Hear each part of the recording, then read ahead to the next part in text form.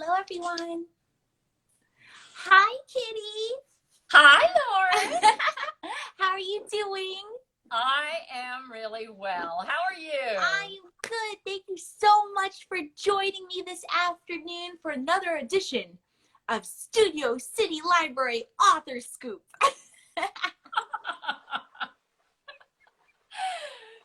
I'm so happy to be here. I cannot tell you.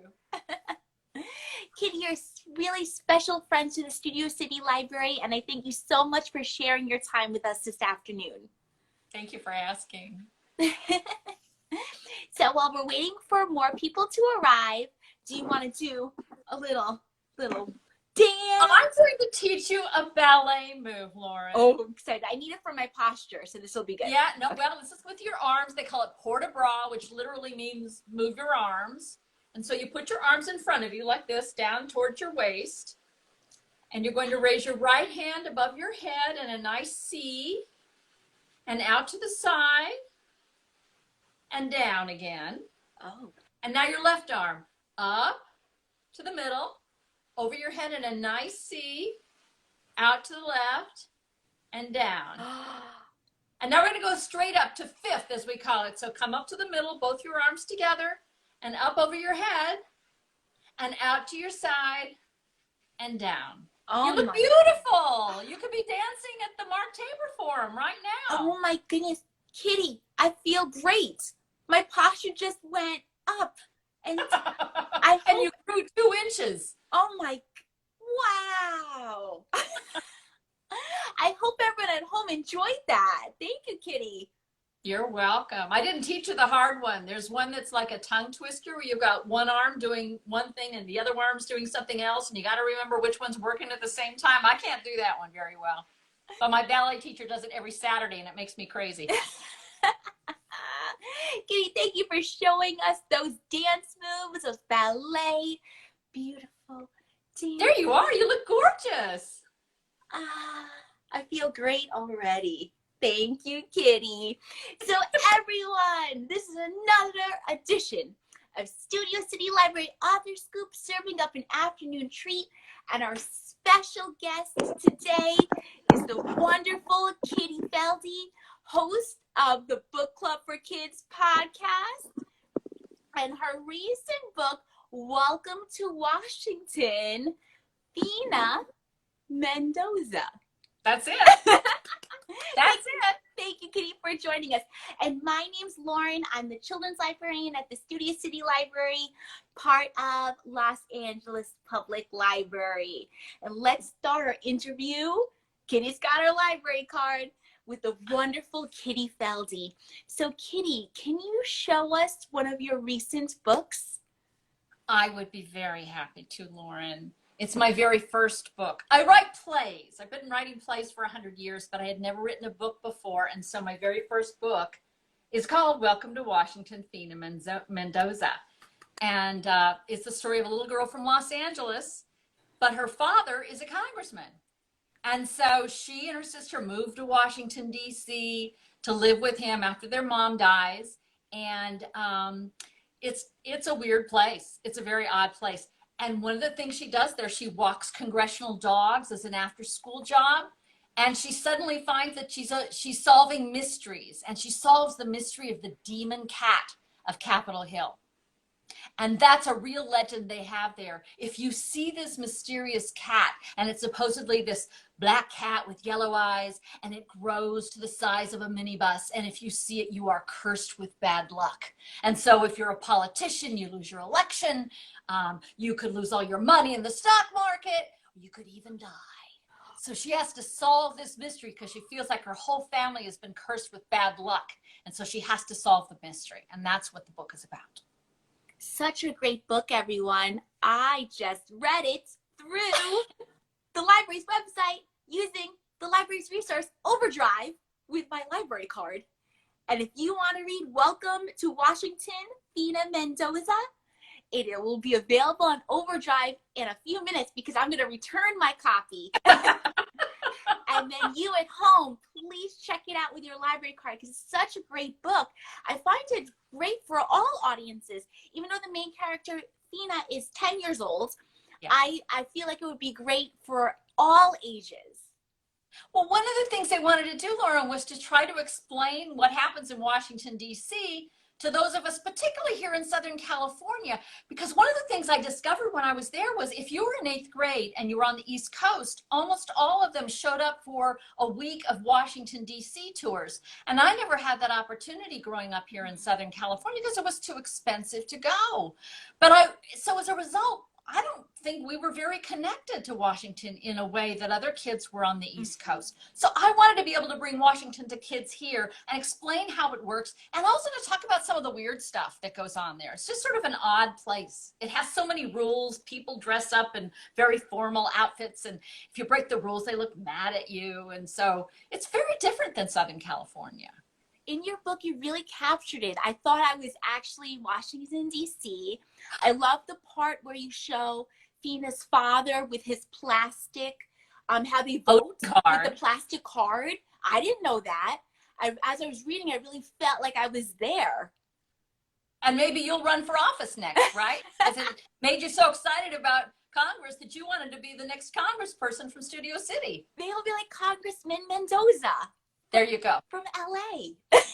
Right. Kitty, would you like to read a section from your book to us? I'd be delighted, Lauren. I'm not going to read the scary part. I'm going to read you about how weird Washington is. And a little bit about how they ended up in Washington, D.C. This is FINA, and she says, we weren't supposed to move. When Papa was first elected, he spent weekends with us in Los Angeles and the rest of the week in Washington. My mom flew east with him once in a while when she wasn't in the middle of a trial. She was a lawyer. She told us we would hate D.C. Such tiny closets, Mija, she'd say. Where would you put your clothes? And the ugliest shoes in America. My mom loved shoes. She had a closet full of impossibly high heels and fancy boots that she wore in court, and at least a dozen pairs of fancy flip-flops. One pair was completely covered with fake jewels. If we moved to D.C., she said, I'd have to sell all my beautiful shoes and buy some of those ugly round-toed flats with a buckle across the front. Yuck. So we stayed in Los Angeles with my mom, and Papa flew back and forth every week to Capitol Hill until this fall. Now all of my mom's beautiful shoes have been packed up and sent off to Goodwill. She'd never have to worry about tiny closets and ugly shoes. Now Gabby, my sister, and I were learning how to be Washingtonians, waiting for our grandmother to come live with us in the house with borrowed furniture. Now all I had to do was figure out what to do about that demon cat. Oh, great section of reading, Kitty.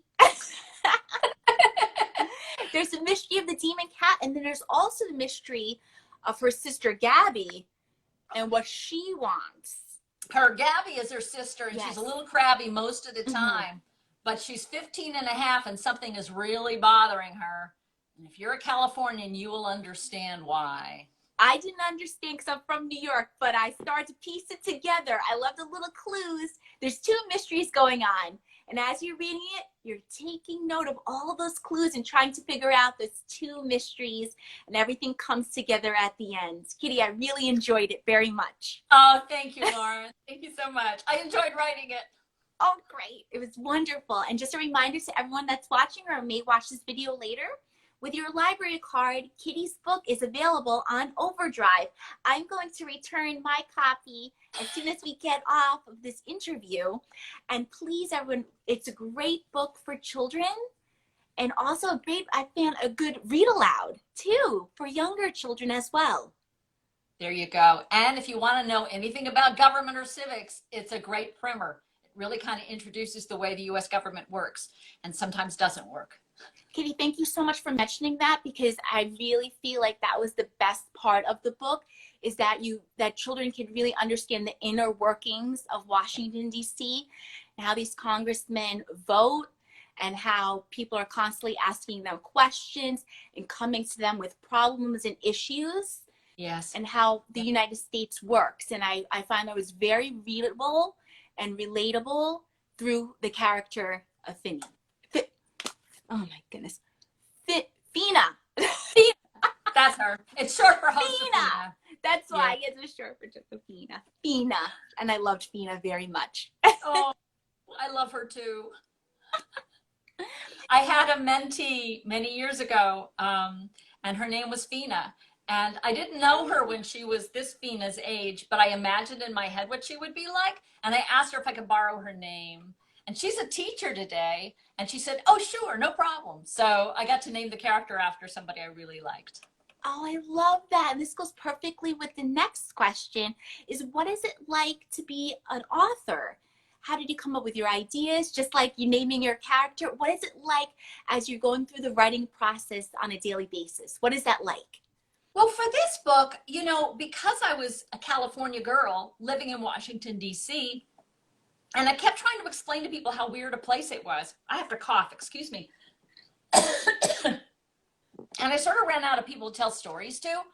So I wanted to put all those great stories down on paper.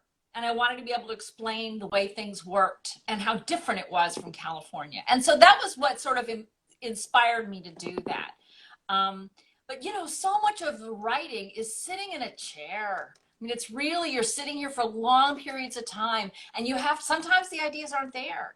And I used to make myself, I would write in the morning because I was 3 hours ahead in Washington, D.C., and my job was to cover Congress, but California was still asleep.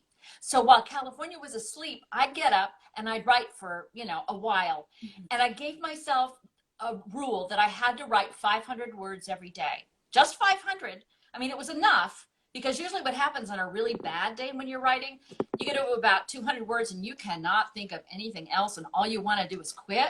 But I had to get 500 words in. And what always seemed to happen was by the time you got to about 300, maybe 350 words, all the ideas started coming to you and you were typing like crazy. Sometimes you go past 500 words, but if I could just get 500 words, it adds up. And so, you know, it adds up to 40,000 words, and suddenly you have a real book. And I'll tell you the thing I love the best. I've been able to go and talk at your library. I've been able to go and talk in classrooms. And I talk a little bit about the demon cat and the mystery, and we talk about that, and we talk about Washington. And at the end, we talk about, you know, how you can get something done in Washington. And one of the ways is to reach out to your member of Congress and tell them what it is you think is important and what you think they should be doing about it. And so kids in the classroom, I bring postcards that are pre-stamped. And the kids write a postcard to their member of Congress and tell them what they think is, they come up with one idea that they really want Congress to take care of. And these kids are really bright and they know things. You know, it's like Congress should be listening to them. One kid talked about homelessness and how that should be, you know, how some ideas about to take care of that. Somebody else came up with this brilliant idea about how to make crosswalks more safe. Because they were worried about kids getting hit by cars. And of course, one kid wrote and said, you know, kids work really hard in school, and so I think they deserve a 3-day weekend. And the staffer for Senator Feinstein, one of our senators, said, you know, I agree with that. So these are really good ideas, and Congress should hear from us. So this is a way for us to do it. So I really enjoyed being able to share that with kids in the classroom or in the library. Kitty, thank you for sharing your experiences of going into the classroom and having the pre-stamped postcards. I think that's such a great idea that teachers can do in their classrooms as well. Definitely. Or via Zoom, sharing a PDF and having the child print it out and do it from home, right? But that'll work. But still, I love that, because in your book, there's this, and when they go back to LA for Thanksgiving, they talk about how Congressman Mendoza is still going out, listening to the people. People are coming to him with their issues, and he's listening. Yeah, it's something FINA always complains about, because every time she goes anywhere with her father, somebody's complaining to him about, you know, what happened to my Social Security check, or why does it take so long to get an appointment at the Veterans Hospital? All these problems they have. And, you know, that's their job. They're supposed to listen to us and take care of the problems we have, particularly with the federal government. I mean, there's some things it's the mayor's job. There's some things it's the county supervisor's job. But there's some things that are, you know, members of Congress and the president's job, and they need to hear from us. Oh, I'm sorry, I just threw the phone on the ground. That was not very good. I gotta find it. Lauren, don't go away. Kitty, it was a mic drop, Kitty. You were just like, mic drop. I got too dramatic. make I my share phone my go flying. message. Bye. Go. We're back. Don't worry, Radio Kitty. professional, can't you tell? We're almost done, everyone. Kitty, do you have a favorite library resource that you use with your library card? And Kitty, you were telling me before you have library cards from LA County Library as well. Of course, your Los Angeles Public Library card, LA County, Burbank. You have, right? But I have a lot. Redondo Beach, Santa Monica, LA County, and DC. I still have my DC library card. And getting that renewed was difficult because I don't really live there full time, but the librarian said, oh, I'll take care of it for you. Don't tell them. Don't tell them. Because here's the thing. My favorite thing that the library has is Overdrive and its sister Hoopla, because especially right now I've run out of books to read, and so I want to read something right away. And so it's so great. It's free, it's easy. You just look it up on the catalog on the website, and 2 seconds later it shows up on my Kindle and I can read it right away. It's so great. And on Hoopla sometimes they have audiobooks too, which is, you know, when I've run out of podcasts, I listen to an audiobook. So it's like magic. It's like the best free thing that I ever, you know, could find. Absolutely. And speaking of podcasts, Kitty, remember Kitty Felde is the host of the Book Club for Kids podcast. And you know, Lauren, we are looking for summer readers for this. Book Club for Kids is our longer episodes, or when I go into a classroom or a library. I've been to Studio City and I talk to a group of kids about a novel, and they ask author questions, and we have a reading from the book, and then we ask everybody, what's your favorite book, and they tell me. And that's our regular episode. But we also do these bonus episodes, which basically let anybody anywhere in the world send us audio files telling us the name of their favorite book. And we'd love to hear what you're reading this summer for summer reading. So we're partnering with a lot of libraries around the country.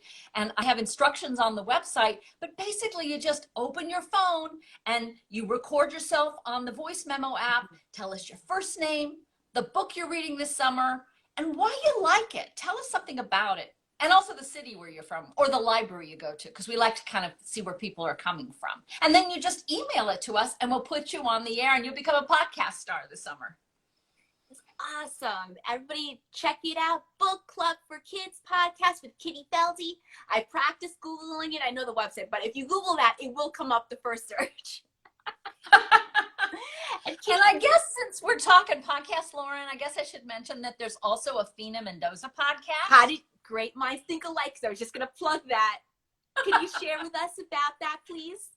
Well, last summer, what we did is I rewrote the book as a podcast so that you could listen to what's happening. And I didn't want to do it in a studio because that's kind of, you know, sterile and with fake sound effects and stuff. So we taped it in places that sound like where you are in the book. Now, we did not go to the Capitol Crypt, which is in the basement of the U.S. Capitol, but there's a clubhouse by where I live where it has like tile floors and high ceilings and a real echoey kind of quality. And so we taped all the Capitol Crypt spooky scenes in there, and it's nice and scary sounding.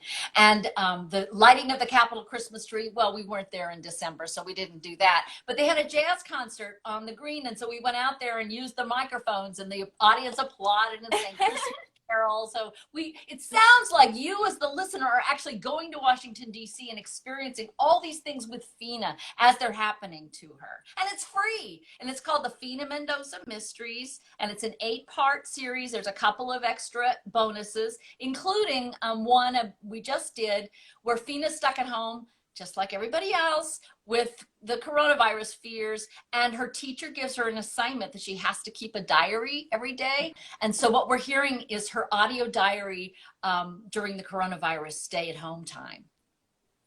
And that's there too. So it's all under the FINA Mendoza Mysteries. FINA Mendoza Mysteries, everyone. And that would also count for your summer reading log. If you're doing the summer reading program and you printed out the log with all the numbers and every day you're reading, but it's not just reading. You can listen to FINA Mendoza podcast as well. And that would count too as learning and reading during the summer. So I highly recommend that. Kitty Felde. Yay! Mendoza. Book Club for Kids podcast. Just want to get that all in there. Thank you. So everyone that's in the chat. If you have a question for Kitty, please share in the chat and we'll answer your questions. While we're waiting for people in the chat to ask any questions to you, Kitty, let's ask one more question, which is, how do you relax? Like right now, do you have any advice of how to relax while we're at home, safe at home?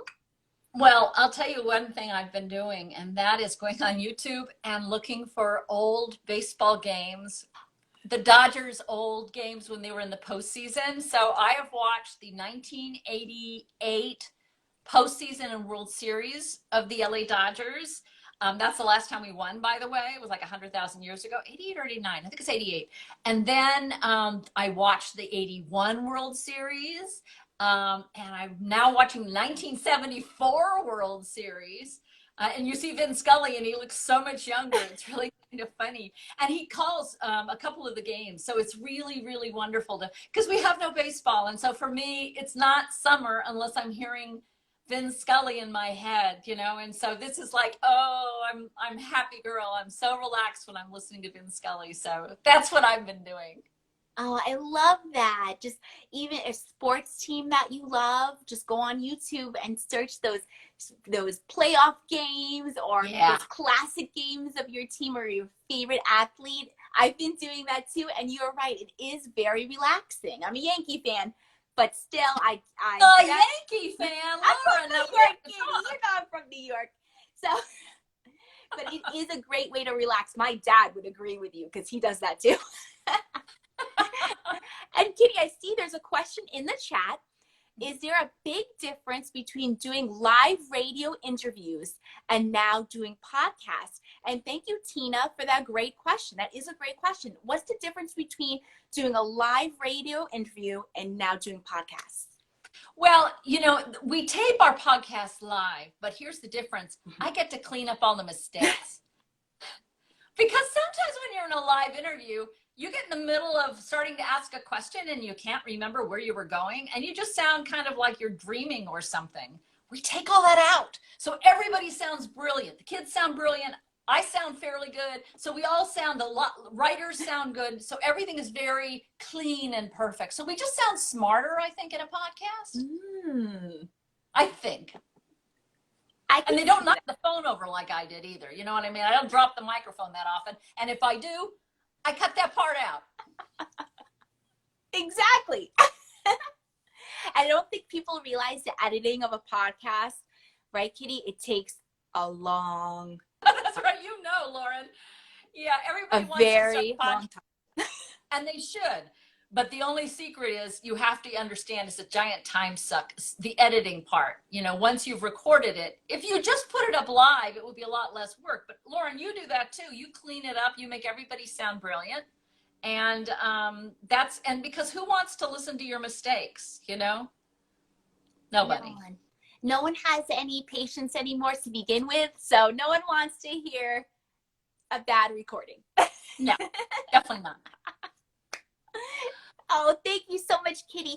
Let's end with this fun question, which is, because we've been staying at home longer and safer at home, have you found anything where you're like, whoa, I didn't know I had this?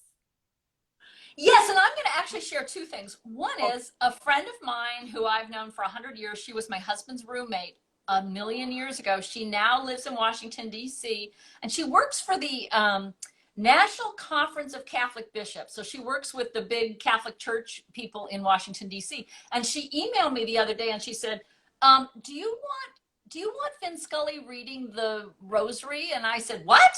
So here's what she said, because she was doing what we're doing, cleaning out our closets and our desks. She found this.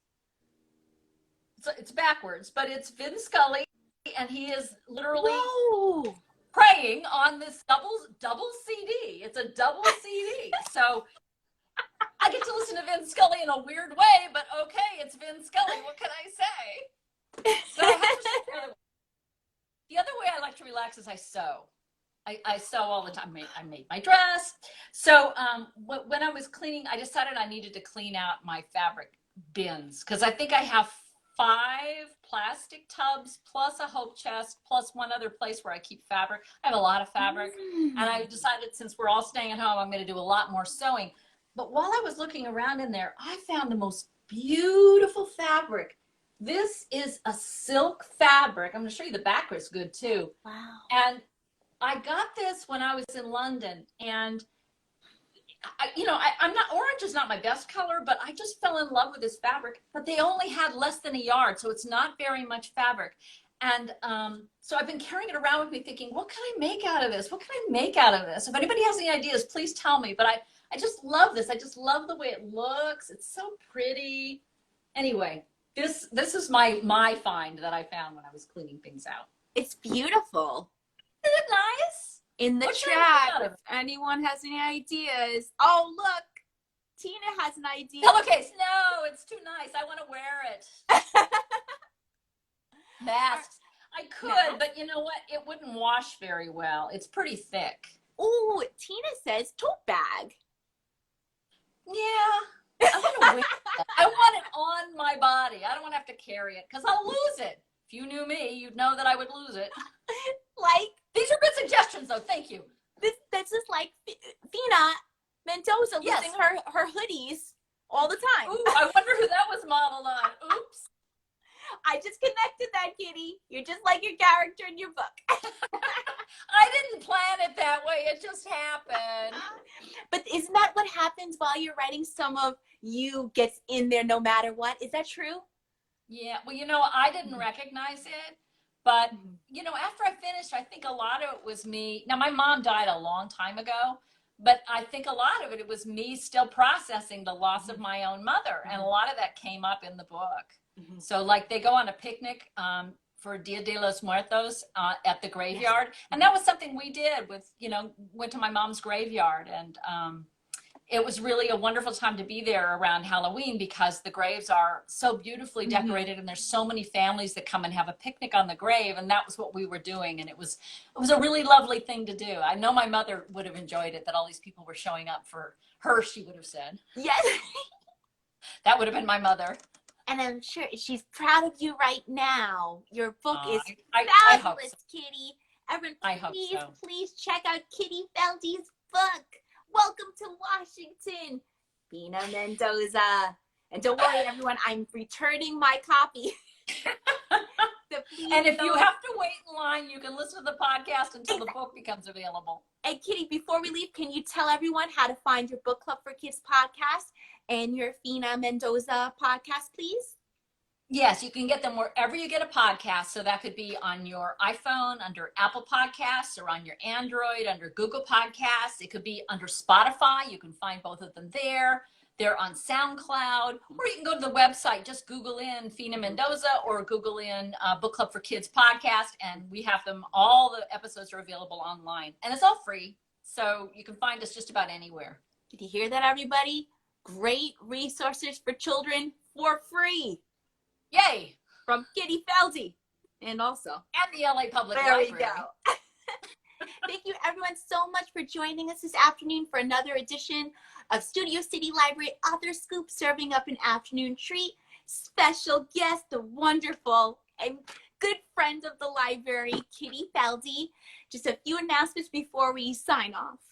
Is that next Tuesday, our adult author guest will be Costa Singer, author of Strange Days, and that'll be next Tuesday at 3 p.m. So that'll be our adult author for next Tuesday, Costa Singer, author of the book Strange Days. And also, just to let everybody know, next Monday we're actually collecting pictures for our Studio City archive to also share with the main archive that's happening with the Los Angeles Public Library. And it's called Snapshot of Studio City and Surroundings. So we're asking everyone if you can take a photo next Monday, June 8th, between 2 and 2:30 p.m. Pacific time. And we will have our own Studio City and Surroundings archive, and our wonderful adult librarian Emily will do an Instagram post collage. That's what everyone is doing on Monday, June 8th, between 2 and 2:30. And then we will also share that with the main Los Angeles Public Library's archive that they're doing right now. Just taking snapshots of what it's like right now with the coronavirus and safer at home and what we're just doing while we're safer at home. So thank you everybody for joining us. If you missed it, don't worry. We were going to put it in a few minutes on IGTV, Kitty. So it'll be on IGTV and then you can do whatever you want with it. So I'm going to post it on our Instagram TV. Thank you so much, Kitty, for joining us this afternoon. Thank you for asking, Lauren. Thank you so much. Talk to you soon. Bye. And bye-bye, everyone at home. Thank you for joining us.